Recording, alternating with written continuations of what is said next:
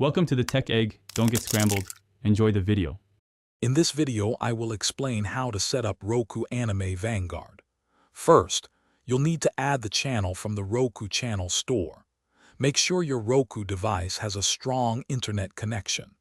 Then, simply create a new account or log in with your existing credentials to start enjoying your favorite anime.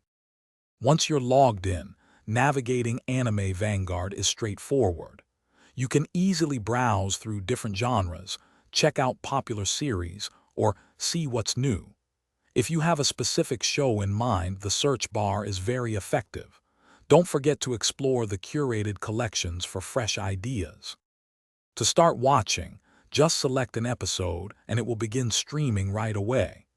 During playback, you can easily adjust the video quality to suit your internet speed or change subtitle options. Remember to add your favorite shows to your watch list so you can quickly find them again. If you experience any issues, a quick restart of your Roku device often resolves many problems. Always ensure your internet connection is stable for the best streaming experience. Also, regularly check for updates to the Anime Vanguard channel to access new features and improvements.